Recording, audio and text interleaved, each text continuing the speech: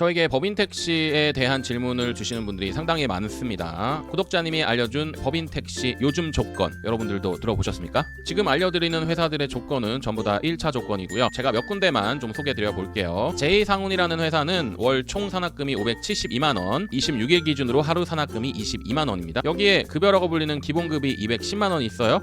그러면 이 차액이 360만원인데 입금 카운트를 계산할 때는 22만원이 기준이 됩니다. 이거는 왜냐하면 추가금 비율을 따져야 되는데 이쪽 인근의 회사는 전부 다 9대1, 그러니까 기사가 9, 회사가 1을 가져갑니다. 추가금에 대해서요. 이 내용을 어떻게 이해하셔야 되냐? 만약 내가 772만원을 찍었어요. 그러면은 총 내가 내야 될 돈이 572만원이니까 추가금이 200만원이 되겠죠? 기본 내가 가져가야 할 급여 210만원에서 200만원을 다 가져가는 것이 아니라 여기서 10%인 20만원을 회사가 가져갑니다. 그러니까 기본 급여 210만원에서 180만원을 더한 390만원이 실제적으로 내가 손에 쥐게 되는 거죠. 너무 답답하지 않나요? 내가 700만원을 넘게 찍었는데 실제적으로 법인택시에서는 400만원이 채 안 되는 돈을 가져가고 있어요. 이거는 왜 그럴까요? 입금 카운트를 못 낮췄기 때문이에요. 왜냐하면 이 회사는 정말 좋은 것 같아 보이지만 연차 사용이 불가능하고요. 연차를 1년 동안 안 썼을 시 연말에 고작 20만원만 준다라고 해요. 그러면서 가스를 30일 이래도 무제한으로 준다고 좋은 회사인 것처럼 포장을 했습니다. 그리고 이 인근의 S택시나 K상훈, 아이운수 등은 볼 것도 없어요.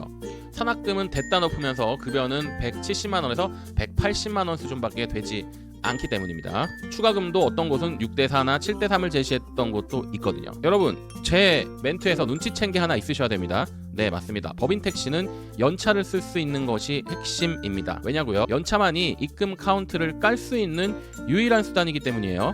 법인택시는 하루 나가서 그 기사가 일하든 말든 일정 산학금인 22만원을 떼가는데 이 기사가 연차를 쓰게 되면 그 22만원을 못 받기 때문에 법인택시사 측에서 가장 무서워하는 게 연차 쓰는 겁니다. 그러면서 연차를 안 쓰고 30일 내내 일해도 가스를 줄 것처럼 포장해놓고 연말에 단돈 20만원만 준다라는 말도 안 되는 얘기를 하고 있죠.